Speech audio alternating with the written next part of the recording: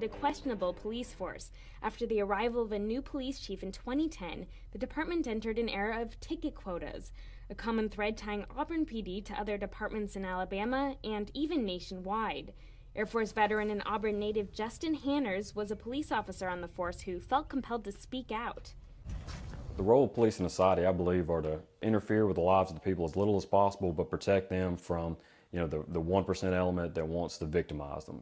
Let them be free to live their lives, but protect the people and the property. And that's what they pay us to do. When I first started in 2006, everything was great. Morale was high. The officers, we had cookouts together. We worked hard, and we pushed each other to be our best, and had great relationship with the public. But in 2010, things just immediately took a turn. Auburn PD's new police chief, Chief Dawson, had new priorities and new marching orders that the chain of command obeyed without objection. Justin recorded conversations between his sergeant, Sergeant Neal, and the other officers to keep tabs on any foul play. He came in and they immediately started pushing for tickets. Officers will have 100 contacts per month, a minimum. 40 of those may be warnings for traffic. The other 60 will be divided between traffic citations, non-traffic citations, field interviews, and custodial arrests. Do not be the one that does not get 100. That's 72,000 contacts a year in like a 50,000 person town. One thing Sergeant Neal did was the rod and the carrot method. If you didn't get the number of tickets he wanted, if you didn't get the 100 contacts, you get mandatory overtime, you get written up. But if you did do well, the officer who wrote the most tickets and the one that came in second were given gift cards for like steak dinners and things like that. Quotas pervert police priorities. Bradley Balco is an investigative journalist for the Huffington Post and author of the new book, Rise of the Warrior Cop. He says that these quotas are an invitation to corruption and bad policing. There's going to be a strong incentive for police officers maybe to find offenses where they didn't exist. Sergeant Neal started instructing me and my partner to arrest people that we didn't feel like had broke the law. Stay active. It's Saturday night. Got here and let's make some contact, put my asses in jail, buy some tickets, and all that neat fun stuff that we signed up to do when we signed up for this job. It was one, I think it was maybe Friday or Saturday night, one of the big bar nights. We saw a guy walking on the sidewalk.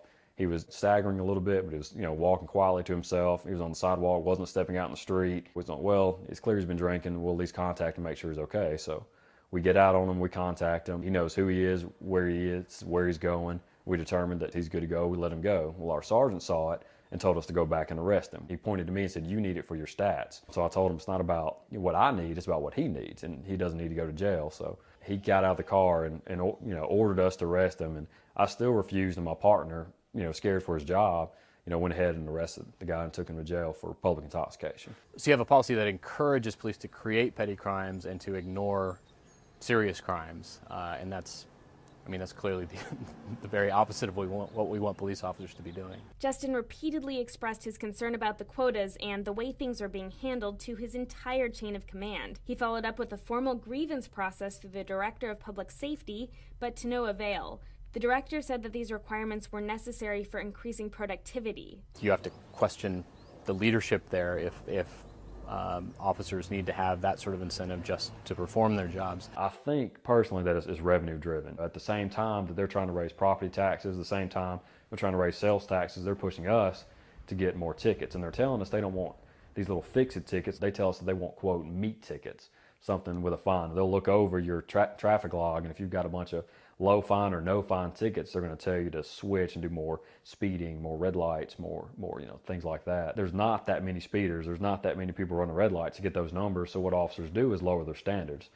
When you're issuing citations, you're forcibly taking money from people, from citizens, and you're putting points on their driving records. You're inhibiting their freedom in a lot of ways. These kind of policies, the ticket quotas and the heavy-handed enforcement, will affect the lower income populations the most. When you write somebody $2 or $3 $164 tickets in a month, they've got to make some choices that month. That's groceries. That's maybe food or clothes for kids. That might be a car or house payment. It wasn't long before Justin had to start worrying about his own finances after the department made it clear that if he continued to speak out, it would cost him his job. During the grievance process, they try to squash it on technicality. They try to talk me out of it. Try to buddy up with me, get it to drop it. Then once all else failed, they started threatening my job and my career, warned me that there'd be consequences for doing this. I had no intention of dropping. At this point, I had no choice. I had to keep going forward, and if I stopped it, nothing would have changed. That just would have been another, minor hiccup. Justin was fired, and while the department declined Reason TV's request for information on the case, Justin says he was ultimately fired for violating a gag order. Okay. When they called me and fired me, the first thing that went through my mind was my kids. I'm the primary breadwinner. I don't know how the bills are going to get paid, and I didn't know what I was going to do as far as a new career. All my eggs were in this law enforcement basket. It's what my calling was. It's what I've always wanted to do. Justin hasn't found a new job. He's currently looking for a lawyer to take up his case and sue the department. Though after reaching out to the Police Benevolent Association for guidance, he found out that his grievances were actually pretty common. They're like, basically, here we go with this again. It's a problem in more places than Auburn. This is a frequently occurring thing, and it's a battle with a lot of different officers and departments. While Justin will continue his battle on the legal front, he thinks that the fastest way to get the city back on track is public accountability. Once the people know, they can hold their elected officials accountable, and then it'll change. Officers have tried for years to change it from the inside, and they're either forced out or just leave from frustration.